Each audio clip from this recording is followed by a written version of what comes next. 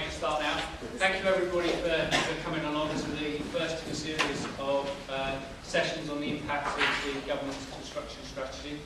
We're going to start with an introduction from David Durney, who's videoed it. He couldn't be here in person, so he'll be doing this bit, but he's videoed some words of introduction, and then we'll be handing over to Martin, who's going to do the first session on building information modelling. It's more than 3D, isn't it? So I'll leave Martin to go through that. In terms of the way that we've set this up and what we've done, by all means, tweet as much as you like, use the hashtag, which will be on every slide, so you'll be able to see that, which is UOW BECi. Okay, so without further ado, I'll hand over to the Dean.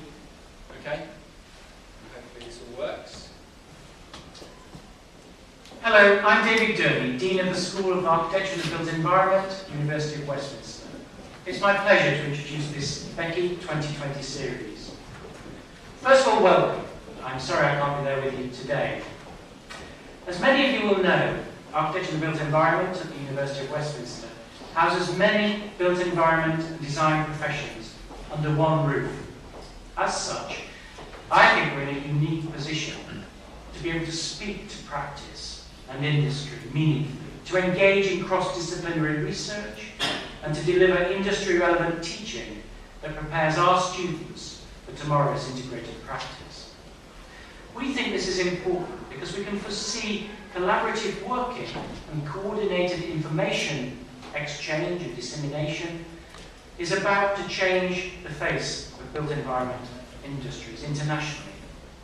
Digital building and new information and modelling technologies open up a new era of integrated practice. In my view, the future of built environment thinking is digital and multidisciplinary, where planners, architects, engineers, urban designers, quantity surveyors, and clients work together on integrated project delivery. I think built environment professionals will adapt or perish, and I think that our BECi initiative can become key to a combined academic and industry drive to produce the integrators of the future.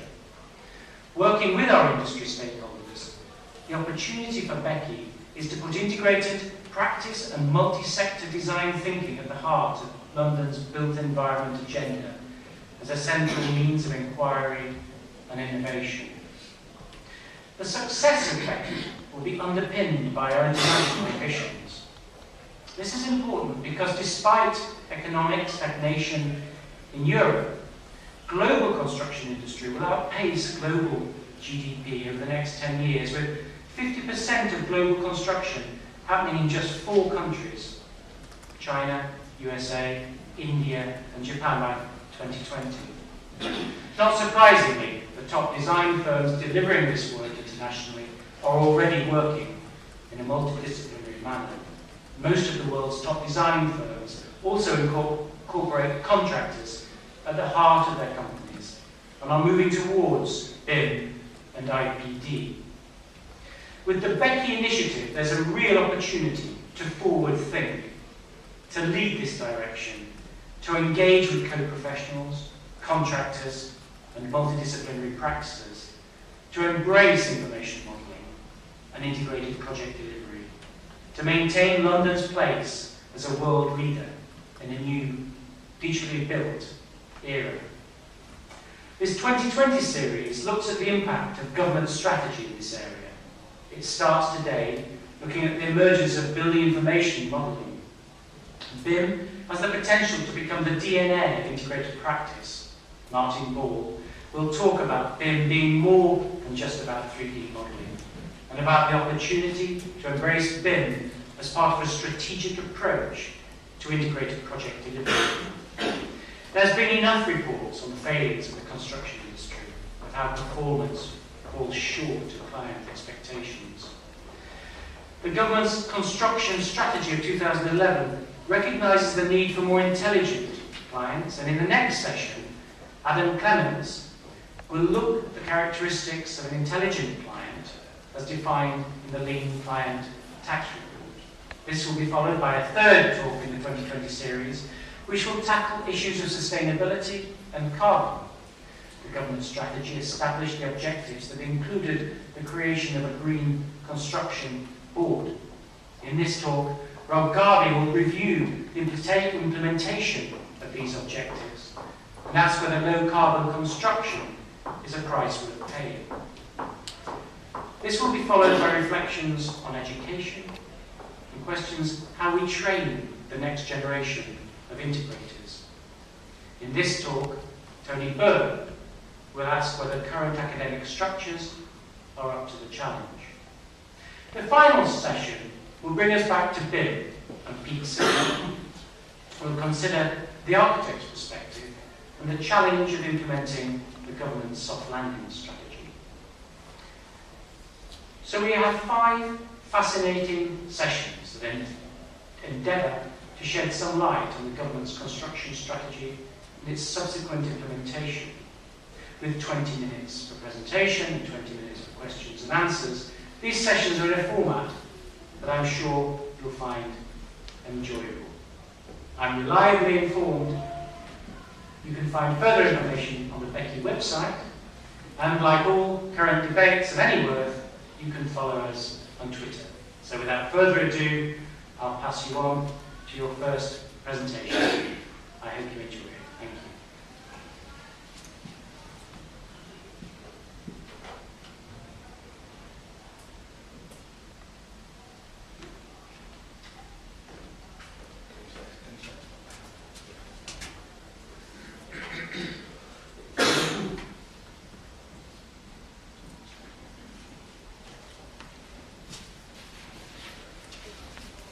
Good afternoon. Thank you ever so much for coming along today. It's very good to see so many people here.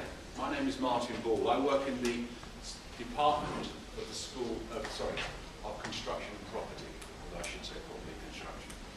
And I'm going to give the first lecture today in the BECi 2020 series.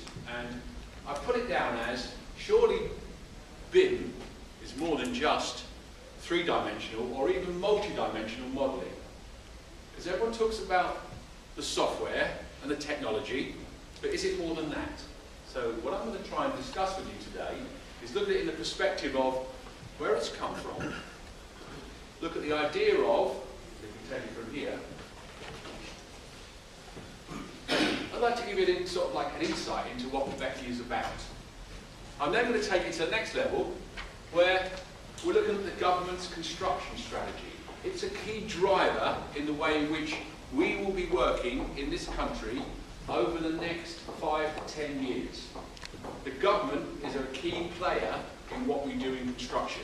So we'll be looking at what the government's views and policies are in the way they operate over the next 5 to 10 years. It will drive the way we think. It will drive the way we actually operate in practice. I then want to look at some of the projects that we will be involved in this, the idea of BECi, and how this research group is integrative and is open to anyone to join. That's any member of staff, and in fact, student input as well. It's important that we work together in a collaborative way on these areas of future construction policy. And then I'll be looking at 3D modelling. And should it be 3D modelling, or is BIM more than that? And if it is, what does it mean, and how does it impact on what we do as either a school, but also as a profession, to take up the challenges to deliver the outputs that the government require. So this is what we'll be doing. Now, the next slide should be about BECi. We are a new research and collaborative group inside the School of the Architecture and the Built Environment. Okay? And we cover across everything there is. And we look at this, and it looks at from inception of a project right the way through to its completion, and that will be disposal. And we look at all aspects of it. So the BECi group looks at more than just construction or design, but it looks at everything that you have to think about inside projects and project delivery, and the other thing we think about is asset performance. We are big on collaboration and integration.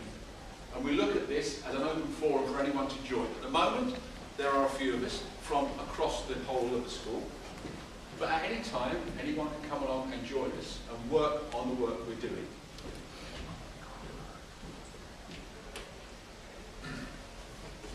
What we're really interested in, and the big thing that we think, and the key driver of BECi, if you look at a philosophy, it's not just one discipline, or one piece of technology, or one aspect. We feel it's about the whole of the environmental thinking, and we're looking at digital and multidiscipline ways of delivering projects in the future, and it fits in. If that's what's going to go on in professional practice, then this is what we should be viewing and reviewing in our work inside this school. Now, we are not tie-bound, or the only people that are not in this, the people are also in this, we've been in work with and collaboration with industry. So we want to find out what industry want. So a lot of the key drivers to what we're doing here is also driven by industry, because we think that's important. Because the people that we educate now and for tomorrow have got to go into industry, and they have to understand how industry works and the skills that industry requires. So it's not just about research, it's also about education and how that impacts on the way we deliver the curriculum and other aspects of what we do at the University of Westminster. For those of you who've not read the government strategy, and it's a quality read, you can see by the cover of the book that it's one thing you want to read every night. The bottom line about it is, if you're reading this sort of stuff, what they're saying is, we're a big client and we don't want to pay as much as we used to. And what we're saying is, how do we reduce cost? And the thing is, more for less. Everyone now is pushing down cost. So one of their key objectives is to say, how do we get more to pay less? Now we know why. We can talk about government deficits, the credit crunch, etc., but they feel they've been paying too much. You may want to ask, what do we mean by paying too much? I don't know if we have enough time today, but what do we mean by the cost? Is it the cheapest cost, or do we look at the project as a whole? It hasn't been defined, but we have to think about those things. This is where the idea of soft landing comes in, and you'll hear more about this in the weeks to come. The idea of elimination of wasteful processes, duplication, getting best value. These are the key drivers that are inside the government's strategy for what they want from the construction industry. But the big word, and the thing that everyone is talking about, unlike things like, for those of you who know, Latham and Egan, which were basically UK broad initiatives, BIM is international. Everyone, everywhere is talking about it. So all of a sudden they're saying, well, we need to get BIM embedded in what we do in this country, and unlike Latham and Egan, who then say, the client's not happy, what are you going to do? This time, the government has set a strategy up and said, we're going to trial this. We're going to see if this works, and we want best practice. So this time, instead of being reactive and asking the industry to do something, they're being proactive. And they're putting the strategy into place. So it becomes a proactive way of delivery. This is different. We've had reports after reports after reports. This time, they're doing things. And they're looking at things like this. There's a whole raft of areas they're looking at, but they're looking at things like new procurement models, the way in which they buy either services or works in the industry. The intelligent client. I don't want to take anything away from the next lecture in this series, the intelligent client, but it does notice, if you see on there, is this an oxymoron? I think it's something we should be thinking about when it comes to those sorts of things. Frameworks, the way in which we buy services and works. How is the best way we can buy things to reduce cost? And of course the other thing is cross-government collaboration. Instead of buying things in silos, because everyone talks about silos, why don't we buy it that when we have a collective buying purchase power, we buy it as a whole and then reduce cost.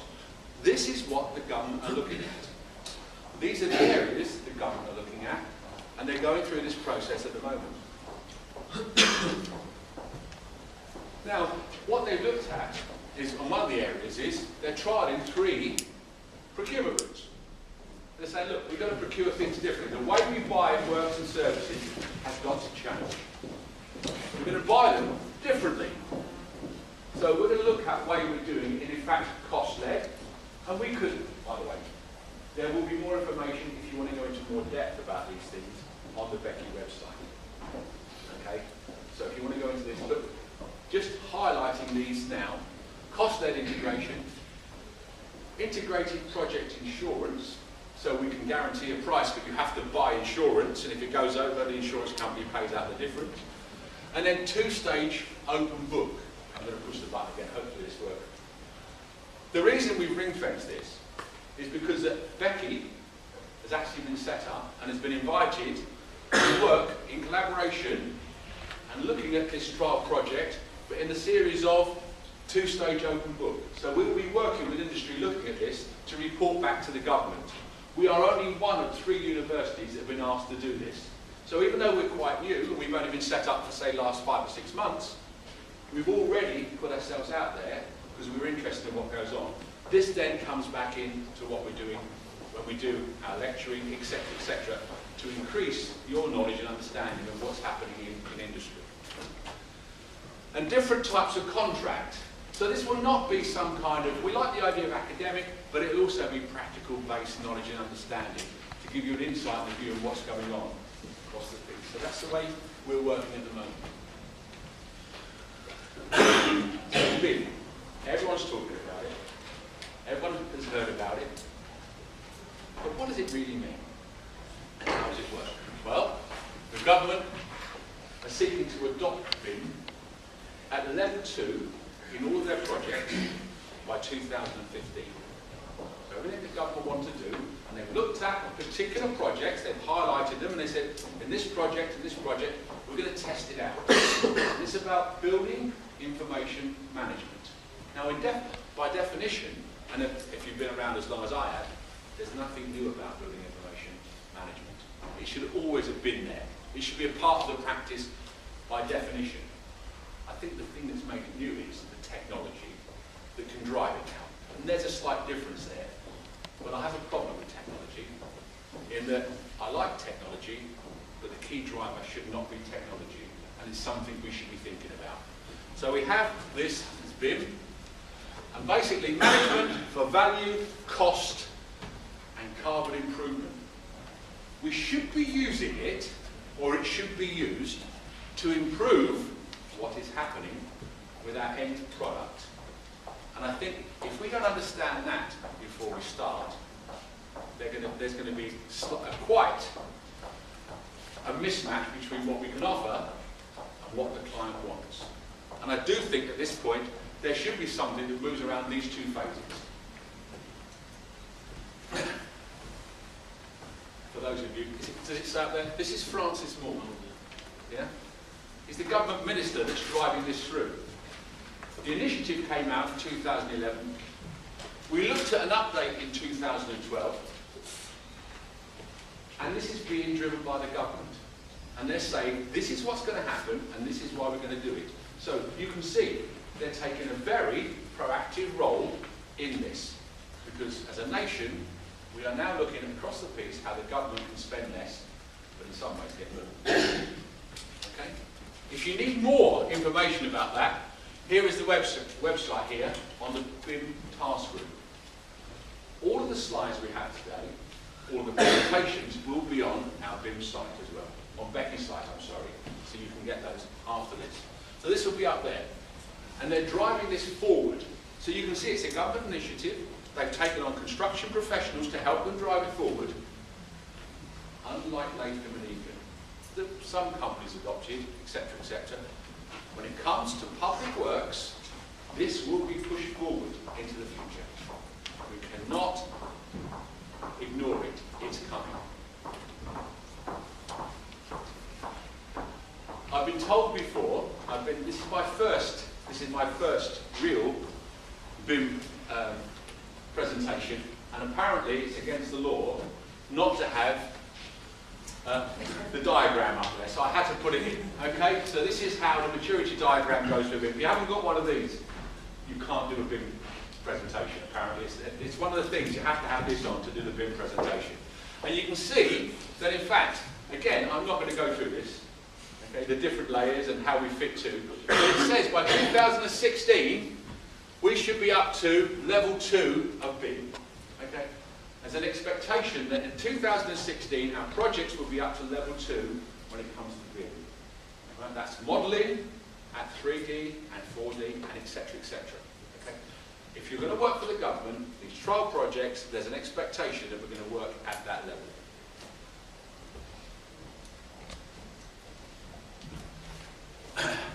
So, BIM, what is it?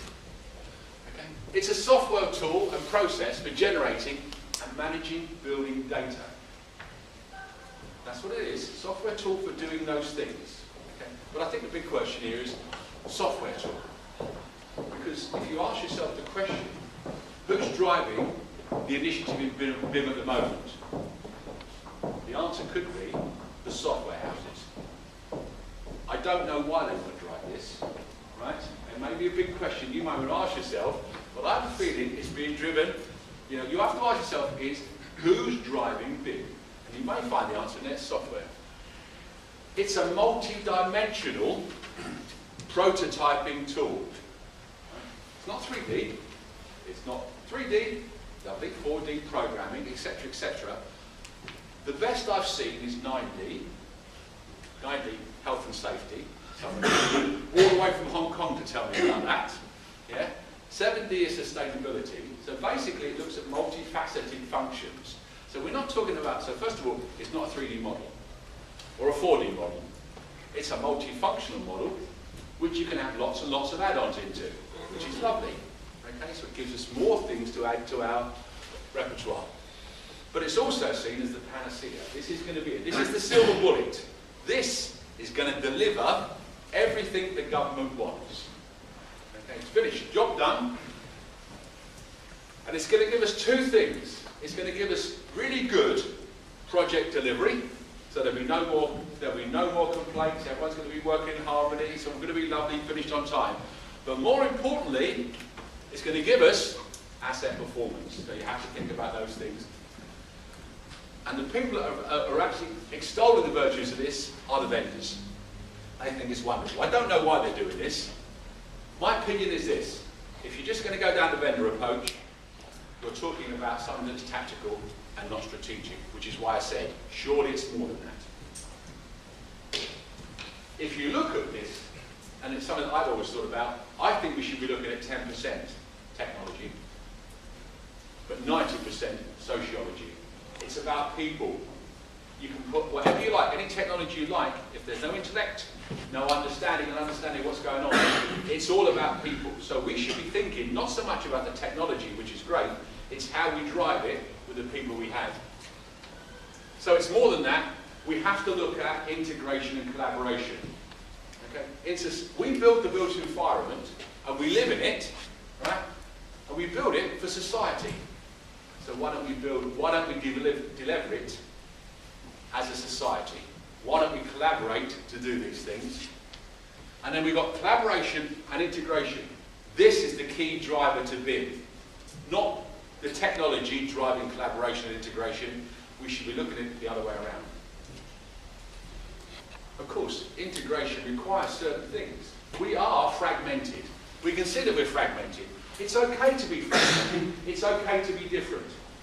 But if you're going to be collaborative, you've got to look at all these different areas. Collaboration is about trust, leadership, respect for each other.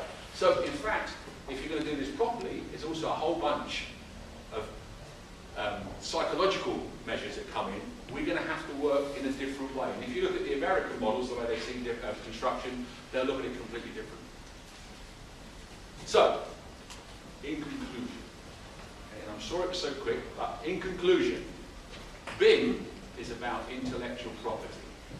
Never forget, we are here, and the thing that we sell, whether it's the lecturing staff or the students who are potential, who go out into the world, It's about developing your intellectual property to drive whatever it is you need to drive.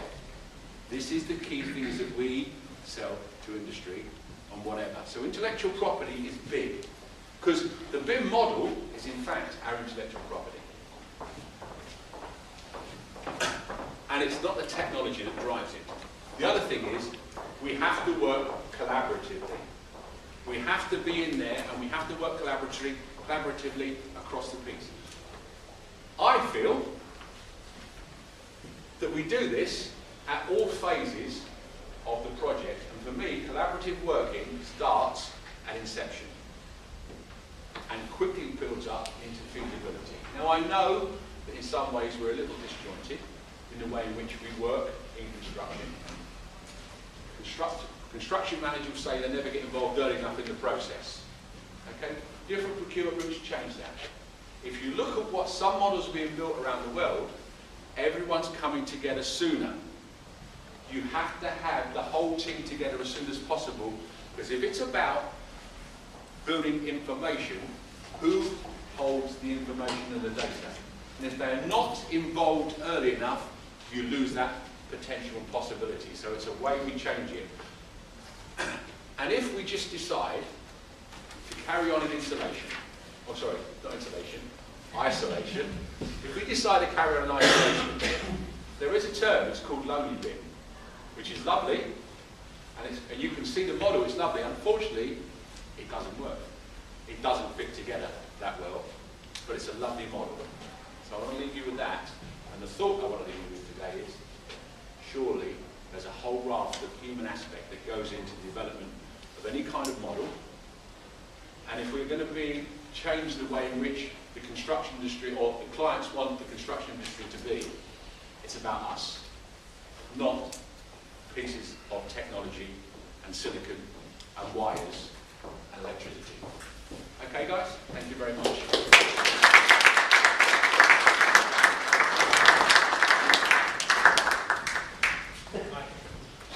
Without wanting to be too, Martin being a construction professional he is, that was 19 minutes and 50 seconds, right? So we said 20 minutes, so, finish. First of all, what project in on time?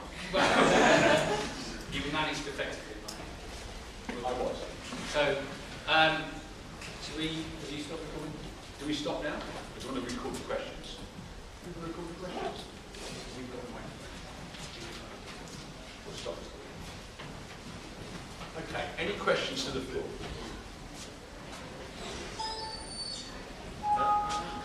Yeah, I've got a question. Lovely. Your key theme seems to be collaborative and integrative. Yep. So can you explain to me how does the form of contract drive this? Because that's what you said you were actually now getting involved in. Looking at a two-stage. Now, that's procurement. I don't think anything. I listened to a programme just recently. They were talking about infrastructure projects. And they said, how comes the UK is really good at infrastructure projects? Yeah. Well, one of the reasons is we've had lots of practice. Yeah? Fantastic, because we built Olympics, and we've done lots of rail work, and this type of thing. Now, obviously, like a lot of this, you become good at something when you've done lots of it.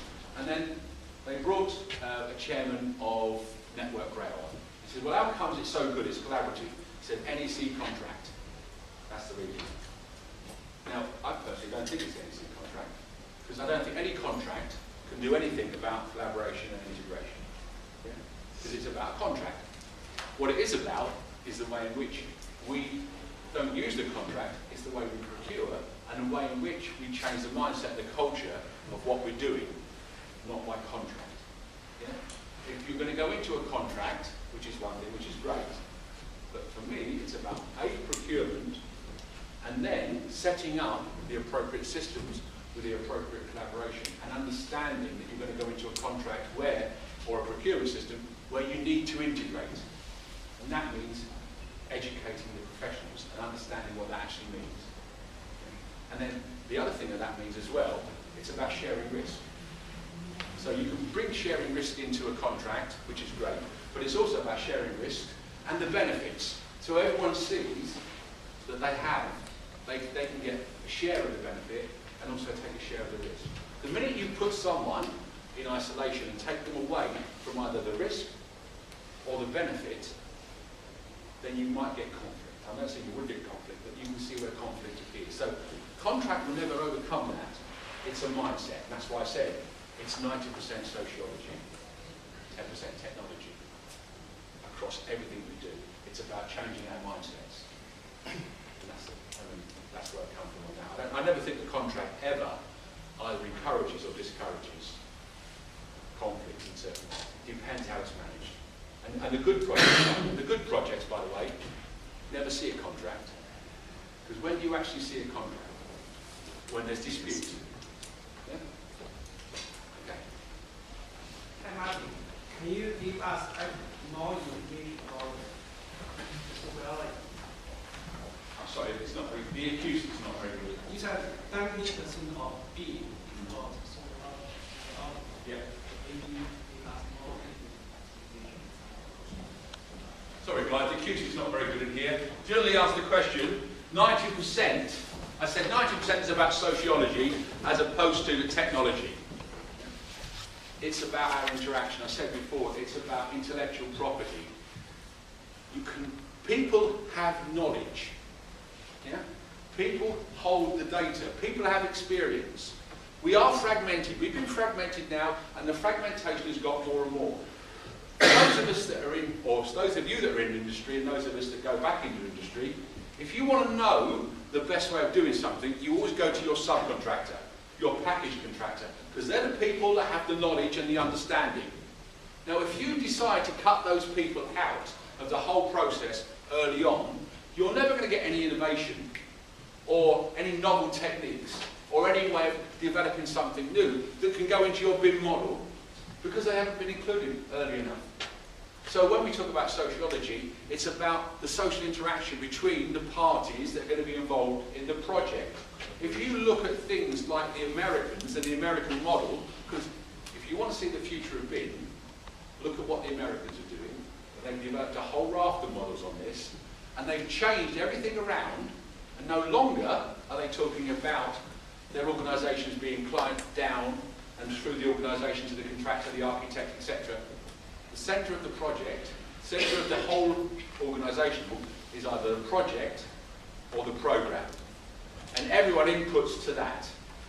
And their models are built around that because they realise that is where the knowledge and the understanding will input to deliver the project. And you have now you need two sets of skills if you're going to do this, and it's going to be successful. The first thing is the ability to listen. So listen to what everyone's telling you. Then, if you have to learn anything into the future, it's about a simulation, and then it's about producing a proposal that could work. There's the sociology. You then plug that into your BIM model, and then you can see then if it actually delivers what it's supposed to deliver. The other side to this is, and when I say sociology, we're also talking about not just the team as in the contractor team down, when I say the contracted team, if you like, the architects, the engineers, etc., etc., but a part of the team is the client. And you have to be able, the client has to be able to understand their role in the whole process, and they have to be able to understand to ask the appropriate questions. Because one of the things that we can do now with multi-dimensional modelling is the client can actually do things before we start. And then you think about asset management. Well, if you are a designer, a lead designer, project manager, whoever who's driving this forward, what questions can you now ask the client to deliver something that's better? Because we can now start asking questions about entire life cycle, not just delivery, but you can ask questions around delivery and asset performance. And if we really thought about what we mean by asset performance, and how then do we understand, and by the way, how does the client understand the asset performance of their completed project, soft landings, etc.? Think about it. Think about where we live. Have we ever thought about asset performance about where we live? And if we do, what does that mean? So you can see it's a very much a larger part of social interaction that leads into what the project has to deliver. And that's where we are at that point. So that's the answer to the question on what do you mean by social side. This is why it's a bigger area than the technology, because once you've collected the data and you understand what's got to be put in to the system, that becomes a very small part of it. If you try it the other way around and have 90% of the system, but only collect 10% of the data, really, what are you going to get out? It may look lovely, but can it deliver what's expected to be delivered? You have to ask those questions. Martin, I can see many opportunities with this, but I can see some quite significant problems. Sociology, picking up on your word and your phrase, quite often concerns itself with exclusion. If we take as a parallel the government's Green Deal, launched back in, I think it was about October, only 5, a ridiculously low number, just 5 projects have signed up for that at a residential scale. Federation of Master Builders, 12,000 odd membership, only one of their members is accredited to assess that scheme. Now, here, I pick up on a big problem. You've outlined the fact that it's the software houses that are pushing it. I would actually take the view on that slide there that it is the technology that is the intellectual property, i.e. their technology in the software. And unless this chain of everybody coming together, the contractors, all their subcontractors, all their other inputs, architects, M&E, etc., unless everybody is capable of buying into that BIM model, that BIM program, all you're going to get is very large projects where the scale of the project is such and the importance of the government that they can direct it. And the rest, the other 75, 80%, whatever, we can all guess at percentages, where those projects are just not going to play a part in this. And the players in those projects aren't going to be able to play a part in this because they're excluded from that intellectual property, that technology, they're excluded from that software. A number of points you made there, Martin. I'll take them one at a time. I don't dispute for 1 second that not everyone's bought into it. Right? And I think the reason why not everybody's bought into it, it depends where you're working. Whether you're going to be in the private sector or the public sector. And if you take master builders and house builders, etc., you've got to look at the way the market is divided. And you have to ask yourself, and one of the things I think that BIM will deliver is whole life development. Now, if you are a buyer in something, right, like a housing association, you're interested in the whole lifespan of that building, and asset performance is big to you. I just say something. Maybe as a developer, asset performance may not be number 1 on your list of what you want from it. So you have to look at why people buy into these things. I said at the beginning, the government are driving this, because the assets the government want are the ones that said, we are going to build them and we're going to keep them. So we want to reduce the cost of construction. This is why I said to you at the beginning, when you look at the cost of something, how do we measure cost? Because it could cost us less to build, but it could cost us more in the long run. So you have to look at what we mean by 20% reduction. So that's the first. So those are the things that I would think about there. And this is why sometimes you have to look at why people will buy up to a Green Deal or anything. Because if you take the supermarkets, they are not interested in BIM whatsoever. They're not interested in any way, shape or form. Because they've got it down to such a fine art, the return on capital of a supermarket is unreal. There's no waste in what they do. And if anyone here has ever actually worked for a contractor or anyone on a supermarket, you will find, right, that it's lean. They're not interested in BIM because they've done it. And they will tell you about their critical success factors, and they go in there and they're finished with straight away. And they know what goes on. So that's the first thing. The other thing is, and you're quite right, it has been said, I don't believe the technology per se is the intellectual property. It's what drives the technology.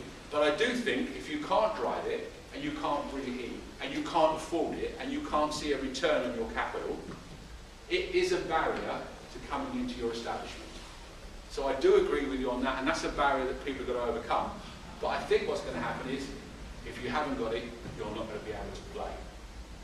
And this is the other key. So what you drive it with is, you may or may not want to do this, but in fact, if you haven't got it, you can't come and join us. I'd add to that, Martin, the fact that, yeah, potentially it is the bigger projects that will lead with it now. It is whether the smaller contractors and the smaller organisations will pick up on it. Obviously, if they want to be involved in public sector projects, then they have to, otherwise they're going to be excluded from those contracts, and that's a lot of work. But I think what you're also seeing is a shift in the way that a lot of the main contractors are actually, the top 10 contractors are actually putting BIM as a core part of their strategy. So they recognise that this is the way that they want to work, and by doing so, they're going to make sure that their supply chains are able to align and use it. So yes, it is technology in that sense, but actually what we're talking about here is that they've identified that they can give themselves a competitive advantage over other people who don't have it by actually making sure that they use their data and get their processes and their systems up and aligned and working effectively. And there's a lot of work. Let's not shy away from the fact that this doesn't work. You can't go and switch this on. There is a lot of stuff that you've got to do in order to make BIM work. Okay? You can buy. It's like Excel. Yeah, you can get a spreadsheet and you've got a whole load of blank sheets. And it doesn't mean you can do a cash flow. You have to do something to it in order to be able to do a cash flow. Okay? It's exactly the same with BIM. You've got to do something to it in order for it to be efficient or to be effective for you. And sorry, just to finish up. And the other thing about it is, this is why we're also doing it, because the large contractors, the large organisations are doing this. It would be remiss of us not to offer our students that opportunity and bring them up to date with it. Because when they finish here with us, the next step is out into that. If you haven't got, you don't understand that whole process. And there may be, it depends. I mean, one of the things that we discussed with the Dean at the very beginning, because he said, are we looking at producing graduates who are going to take up positions that are going to be in high paid positions? Or, because this is where integration and collaboration and the technology goes, we want to provide our graduates with an education that's going to move them that way. That's why we're doing this, to develop that. And it may not be every contractor, architectural practice, etc., does it, but that's what we're doing. Because that is the way it's starting to move, and that's the way it's going forward. Okay. Same thing was based on the lifetime of that building. Yeah.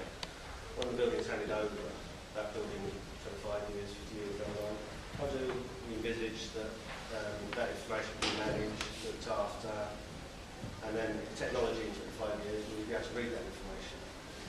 I can't answer the question whether you'd be able to read the information in 25 years, because obviously, you know, but any type of format should be able to read. What's the word I use? It's not upscaling, it's future-proofing. So there may be something like that we can move forward. I don't know. But even if now, like with my vinyl records, I can still get it put onto a digital one, so I'm sure it's not beyond the wisdom that we're going to go that way. But I come back, I don't want to steal the thunder of soft landings.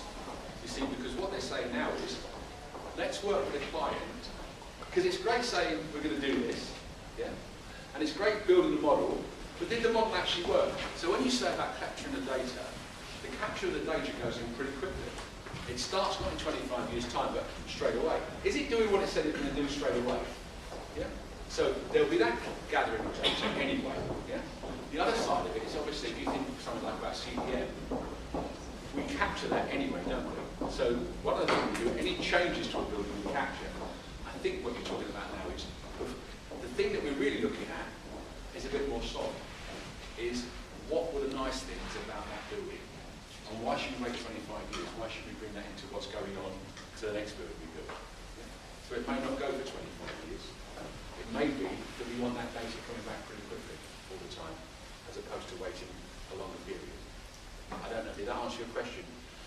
No, it was about fundamental. It was who manages that information over the lifetime of the building.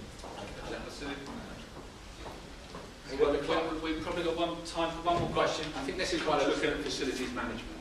And the facilities manager should, as a role, you're going to see a new role in facilities management to manage that process. I would have thought. I'm not not a big fan of introducing more people. They talk about the BIM manager and this. All of a sudden, it has an escalating cost to things. So you saving this much on delivery, and you're spending this much more on managing the data that it generates. Yeah, I think that should come into the facilities management. Rob, Last question then. You said this is becoming adopted worldwide. What was the drivers for that? Was it a government-led strategy like here, or was it companies or the team actually seeing that as a benefit, or they think it's actually the way forward? I think you find there's two things. This is not new in the sense of it was developed many years ago, right, in the idea of capturing and moving data and doing modelling, etc. Except we couldn't afford it in the technology. The technology was too expensive. It's not cheap now. I think one of the other key drivers now is that we can afford it. In the sense the technology becomes comparatively cheap, and it also delivers it. So that may be that one of the drivers here was that the fact that we can get the technology on board. But I think the key driver is, because my background is in project management, it's always been there. Yeah. But we've had to pick it up and capture it. And everyone knows now, I think people have done a bit more analysis on the best way of delivering projects. And the best way of delivering projects is understand what the last project was like. And that's it. I mean, I started off when it was, you go out and do a project and you beat yourself up for the duration of the project. You say, I'm never going to do that again. Well, not until we get the next one. Yeah? And it went on and on and on, right? So what they're trying to say now is we're changing the way in which we understand and look at the world. And a lot of countries have been able to put this into practice. So I think this is why they say, this is where we have to be careful. This is the silver bullet. We can all put this in. And if you read any publications, and a lot of the stuff you read is just about the technology, people say the technology was great. But unfortunately, we couldn't implement it. Yeah? And this is why we're looking at it in a different way. The technology is there, we now need to implement it. Yeah? And I think those are the key drivers, but I think it's a realisation that we can't continue in the way we used to continue. And if that's the case, what can we change? And this is why I've got concerns that all of a sudden we say, what can we change? Oh, it's great. Here's a new piece of application, software application. Push the button, it will do it. I don't think it would deliver like that. Okay. Thank you very much.